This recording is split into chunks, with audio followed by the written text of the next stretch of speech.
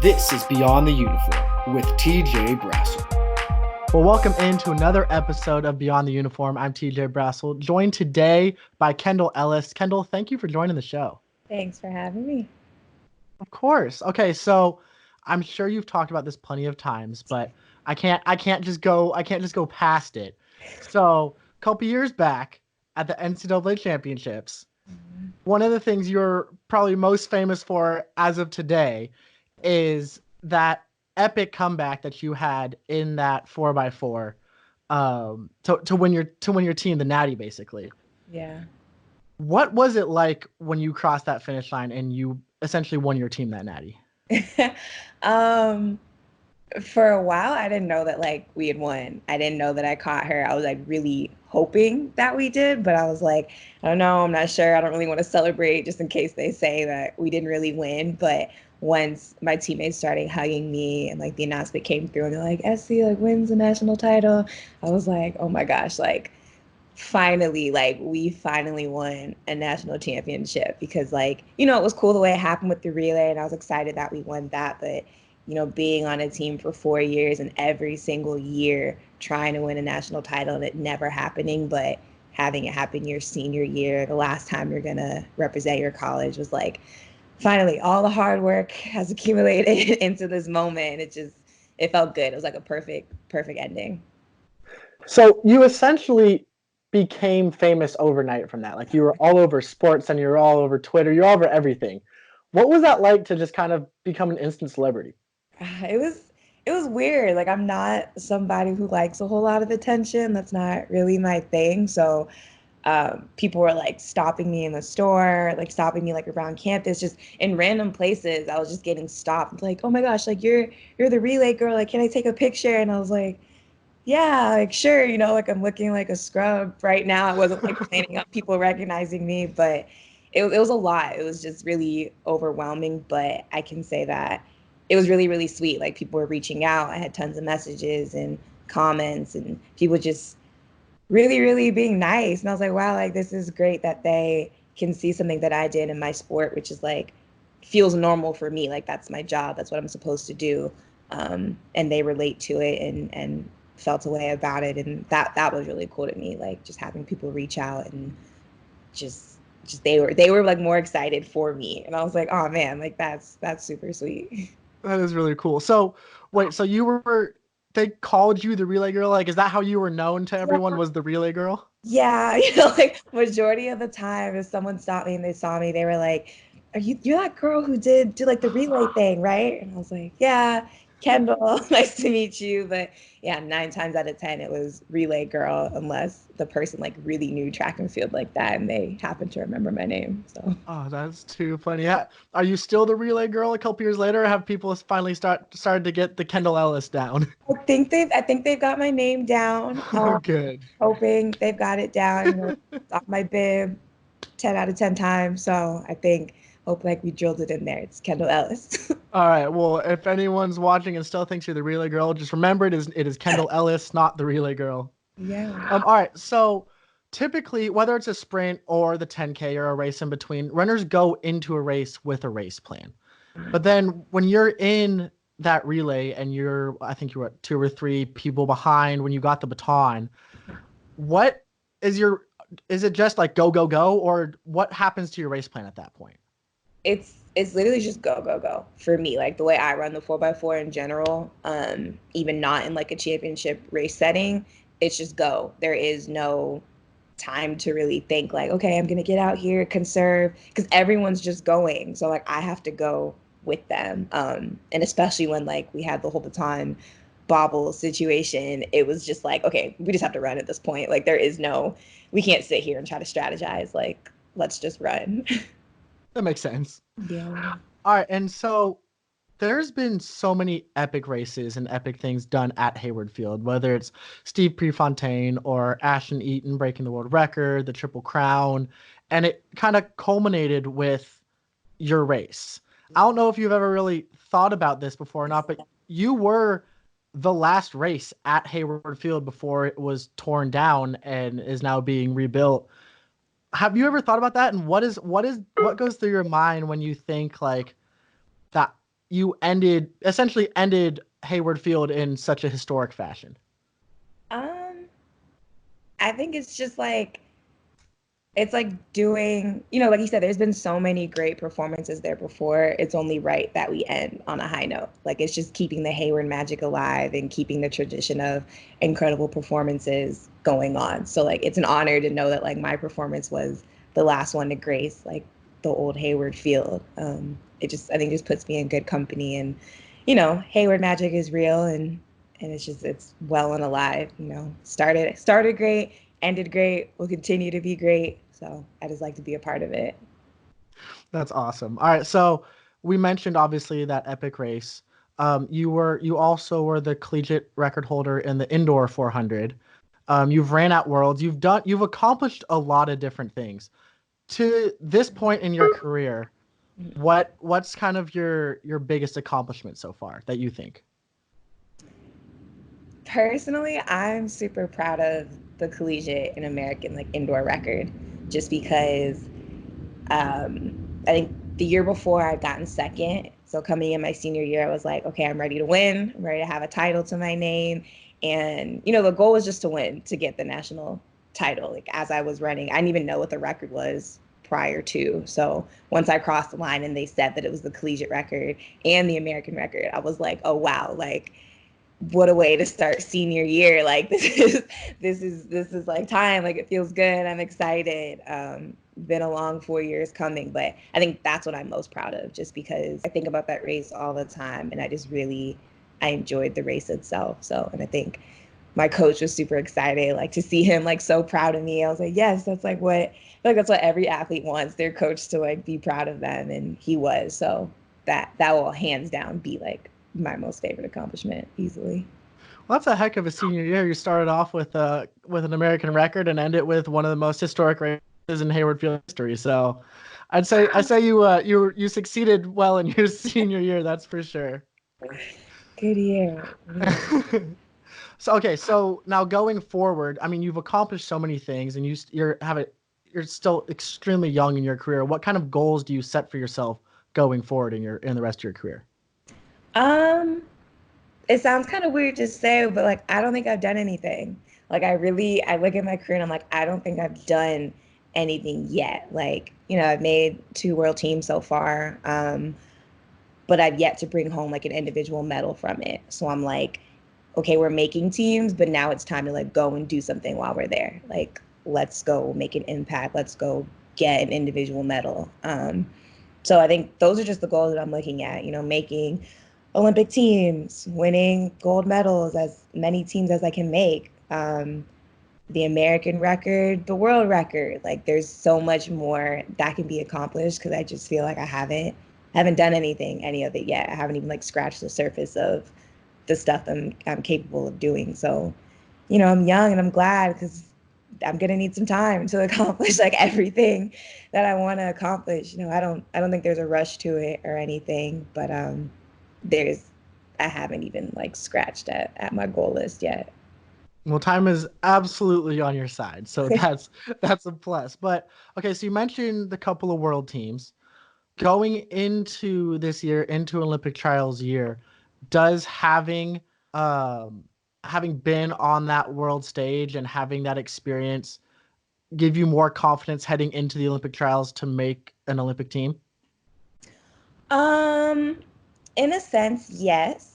Just because, I've never gone to Olympic trials before. This will be my first year going to trials, because I was hurt in 2016. So, I think knowing that I've been on a world stage before kind of gets some of those nerves out. I'm sure it'll be completely different. It's Olympic trials. But I think it kind of just gives me some confidence and kind of rest in that, like, you've been on one of the world's biggest stages that you could be on. So let's like rely on that and rest in that and kind of trust that like this is where you're supposed to be. Like, if you weren't supposed to be here, you wouldn't be, and like you're capable and put in this position for a reason. So it's a confidence booster for sure in my book. Absolutely. And then after you finished up at USC and you decided to go pro, you ended up signing with New Balance. I was just curious, what led to that decision to go with New Balance? Oh gosh, they're just so like I mean people talk about their companies all the time and like essentially they're being paid by them, so it kind of sounds like it's paid promotion and not genuine, but I really and truly do love New Balance. Like when they reached out and said they were interested in me, I was like, really? Like New Balance is interested in me?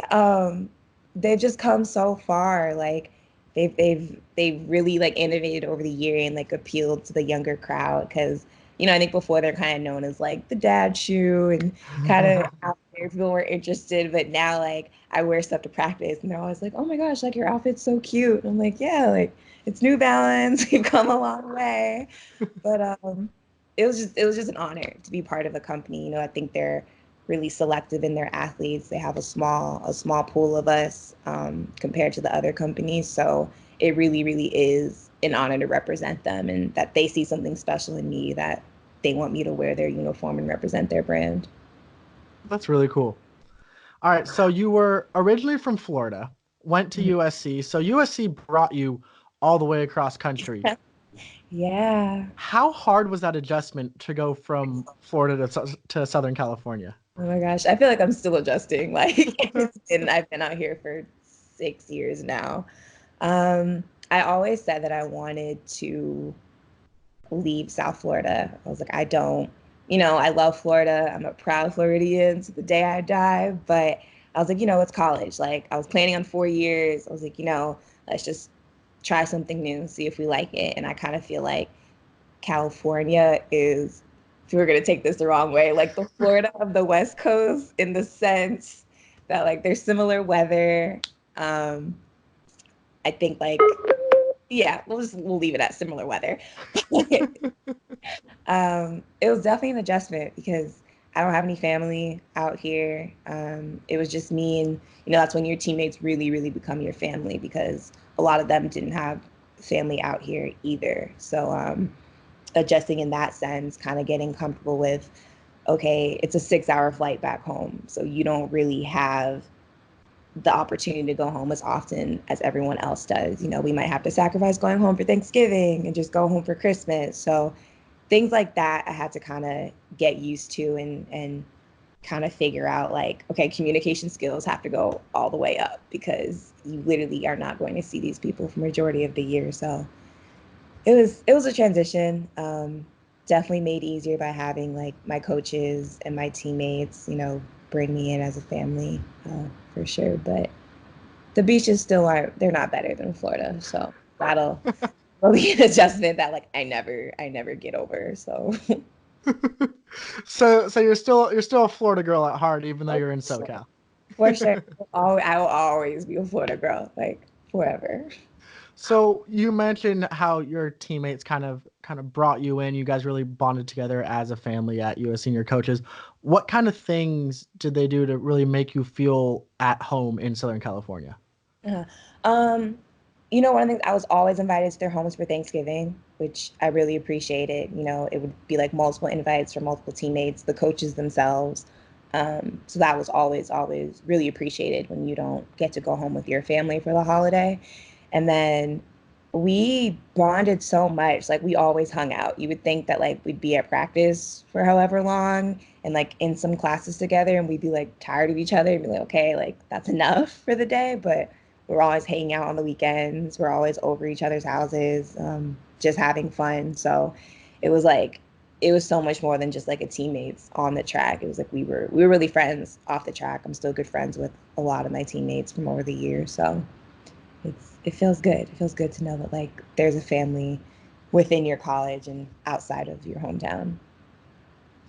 So I was actually talking to some of your teammates not too long ago, and one of them told me that on the walls of the locker room, there's only a handful of people on the wall, and you're one of those people on the wall. So clearly, you meant as much to the school as the school meant to you. So what does that mean, knowing that you're there, you're up on the wall for everyone to see for all time, basically?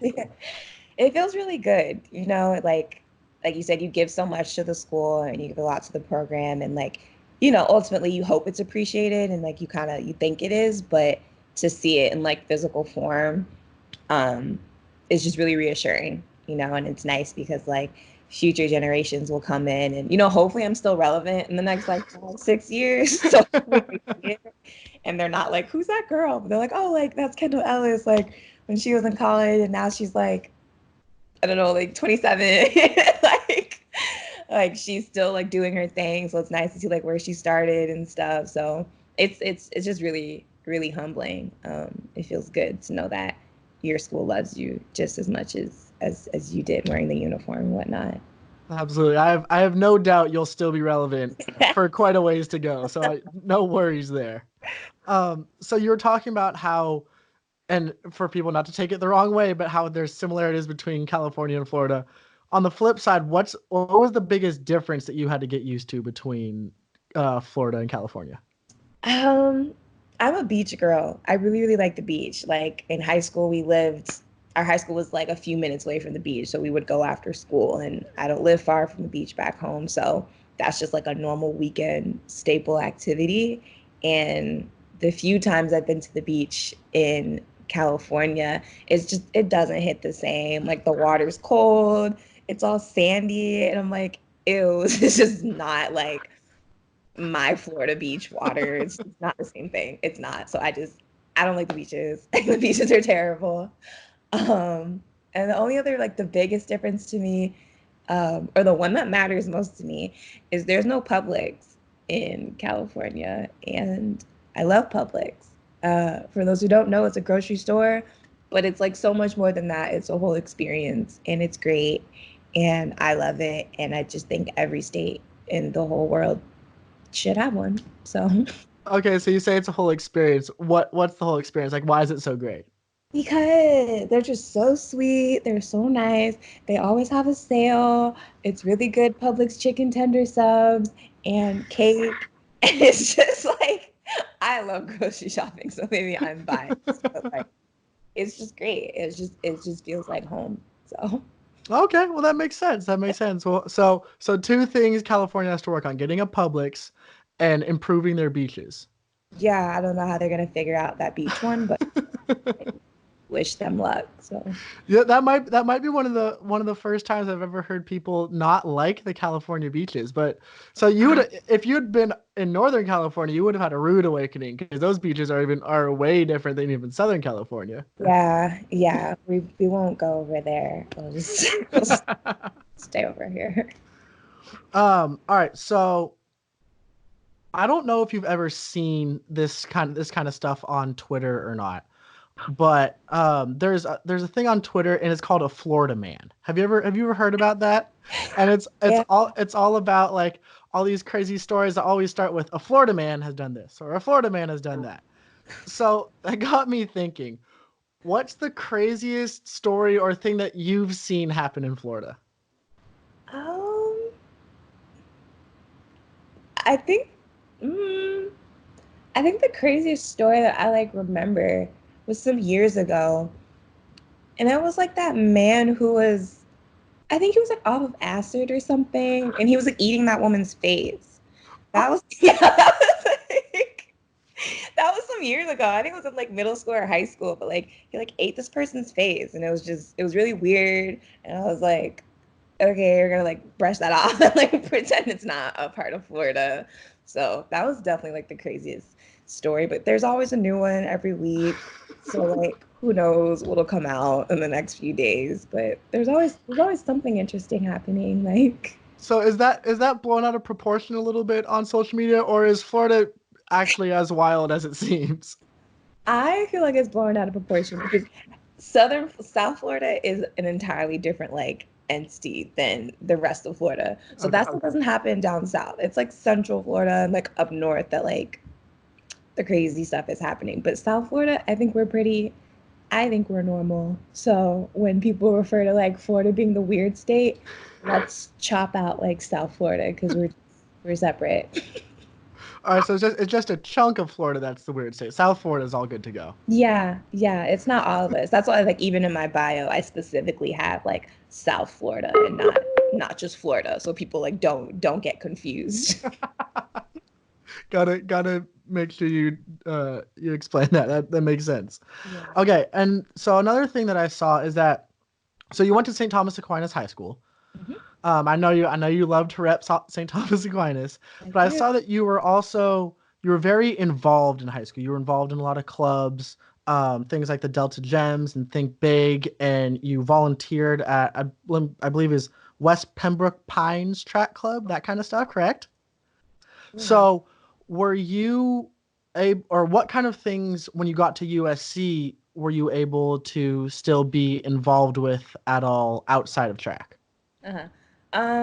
I volunteered with an organization called Coaching Corps, which is still essentially kind of like sports related, but I always just thought it was like super important for me. Like I'm in a position that I've been blessed, and like I want to be a blessing to others, and I love kids. I'm passionate about children, and I like working with them. So I just wanted to find something outside of track. That's kind of, as much as I love it, it's still a stressor. So I was like, okay, let's find something outside of the sport that'll kind of just relax you, calm your mind. So I volunteered at Coaching Corp for, I think, 2 or 3 years. And I would go volunteer at Boys and Girls Club once a week and just hold like a kind of mini like track clinic with them.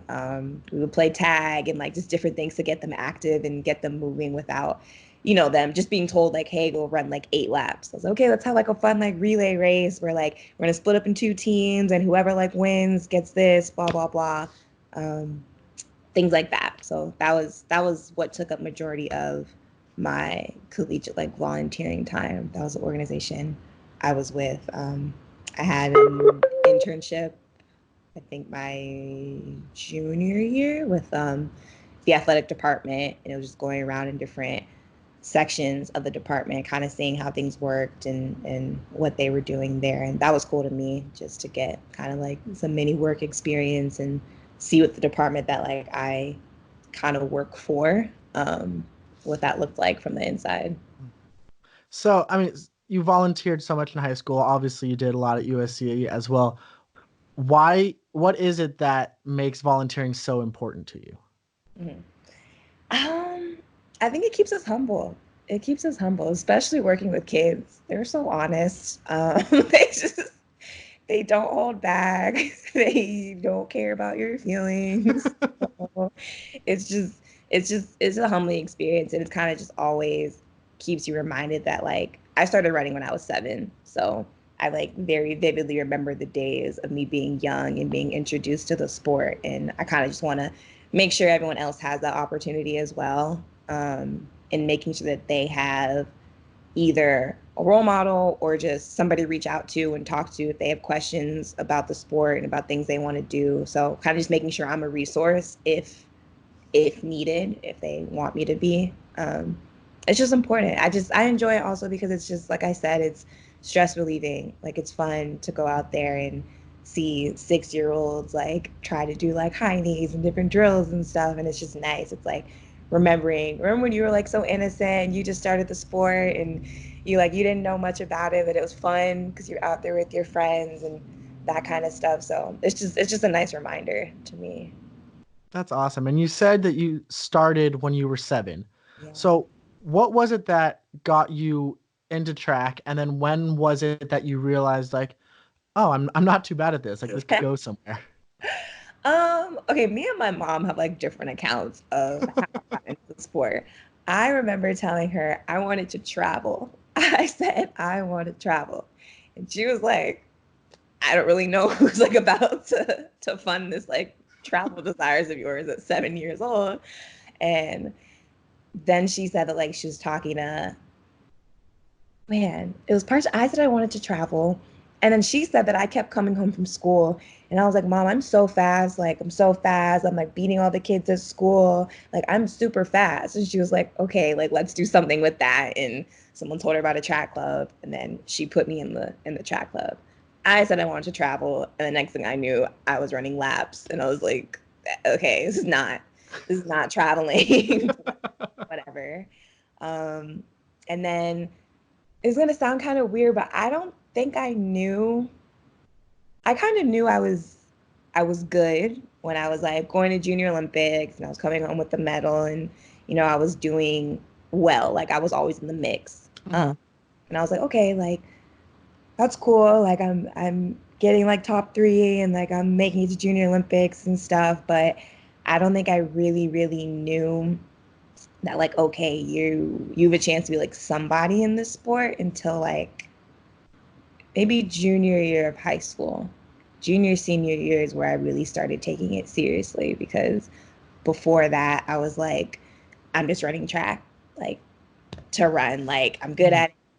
So I'm just running, like my plan was to go to Stanford, go to law school, and I was like that's what I wanted to do. I was going to be a lawyer, and track had like no space in my plans until like junior year when like colleges started reaching out and I was getting like a bunch of letters and stuff, and I was like, oh man, like somebody does need to pay for college. So I was like, okay, if this is how I can get college paid for, like yeah, like let's do it. So I think that's when it kind of hit, like when I had a whole bunch of interests. I was like, all right, like this is something that we're good at. This is something that we can really do. And then again, hit me junior year of college, where I was like, now I can be a professional. Like I can really make this my career, make money off of it, and go far in the sport. And now track has led you to traveling. So it kind of went all together full circle there. Yeah, my mom knew what she was talking about. So yeah. So you said that when you were younger you wanted to be a lawyer. And I saw that you had a 4.7 GPA in high school. So I didn't realize I'm talking to a genius here. So that's good to know. Um, but like, post track life or even outside of track, what what kind of things are you interested in that you want to potentially pursue after track? I'm in the middle of working on my MBA Oh actually. wow. Yeah, that has been taking up a lot of my time. You know, I was a business administration Mhm.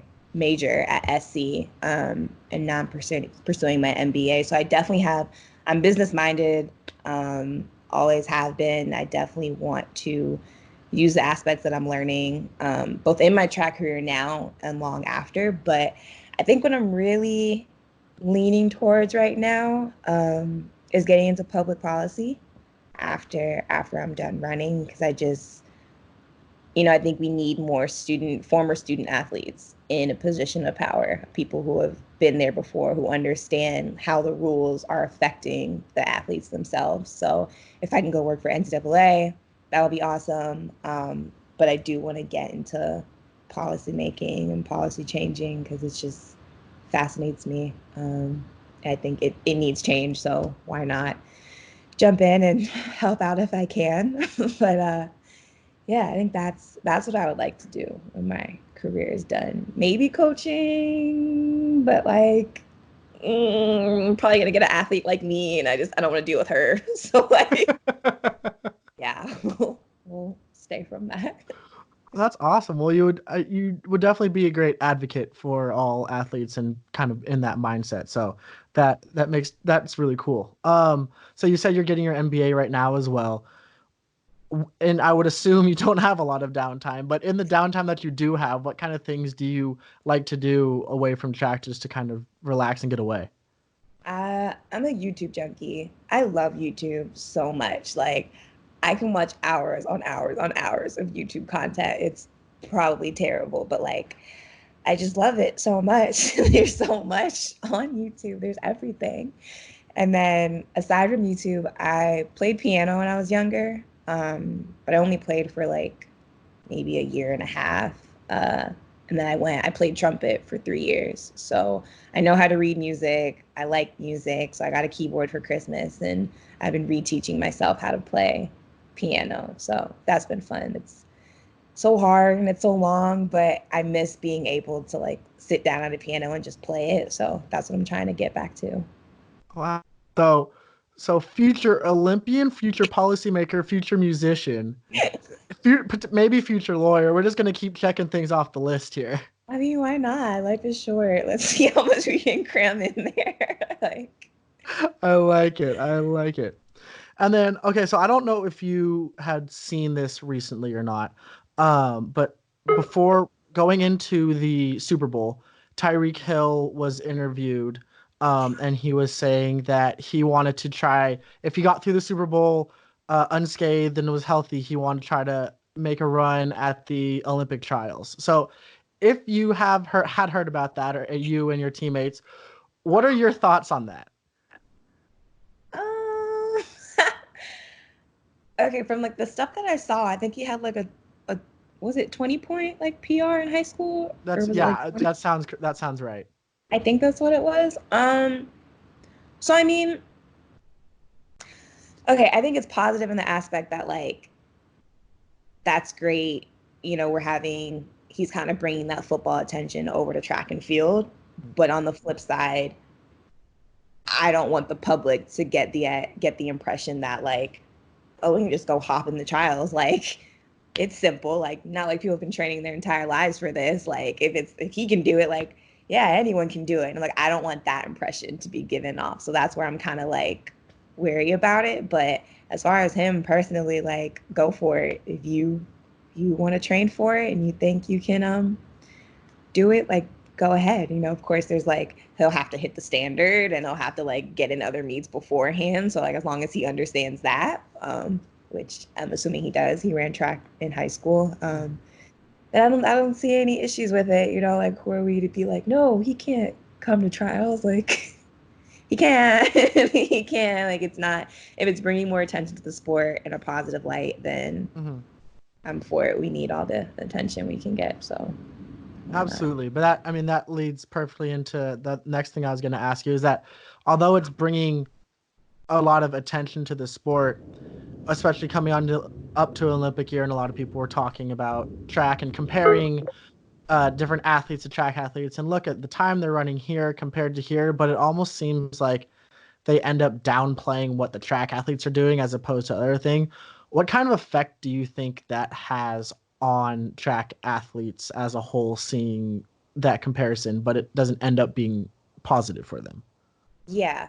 Um, it's annoying and it's frustrating, especially because like within the track community, like we understand what it takes to make an Olympic team. We understand what it takes to make the final in the Olympics, and like the way they just, I forgot what outlet it was, but they literally just like placed his like time marker in that 200 race and was like, here's where he would have finished the Olympic finals. And I was like, okay, you have to understand, like, if we could all just throw in our PRs, like, yeah, we would all be finishing like higher up. But I'm like, you can't, there's so much more that factors into it. Like, you need to look at how many rounds were ran, what kind of season they had, how long was their season, like the mental pressures of being on that stage. Like, that's where I wish there was more conversation. You know, we have it within the track community, but the public eye just, they don't care to look at it like that. Like, they just see a little figure and they're like, oh man, look, he would have gotten third. Like,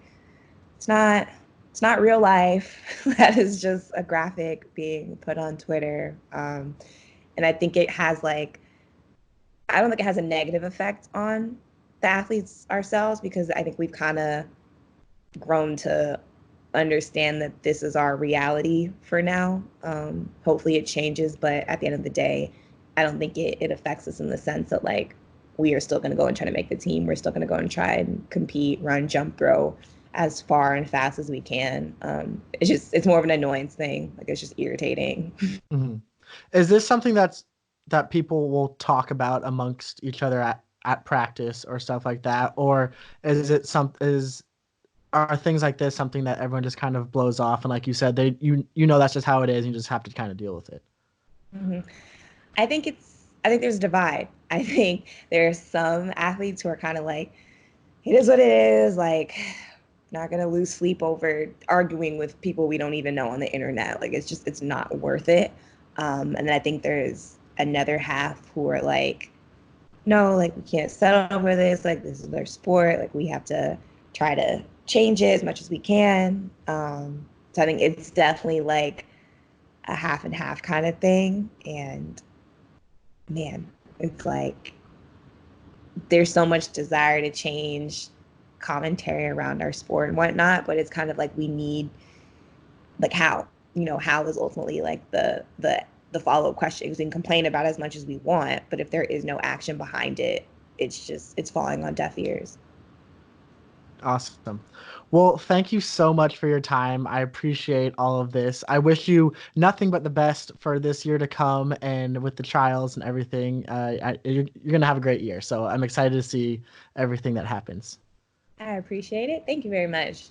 Of course. And thank you for everyone to listening and watching. If you haven't subscribed, please do so that you don't miss a second of any of these interviews with Beyond the Uniform. And I will see you all next week for another episode of Beyond the Uniform. This was Beyond the Uniform with TJ Brassil. Join me again next week when Olympian and two-time NCAA champion in the javelin, Sam Krauser, joins the show.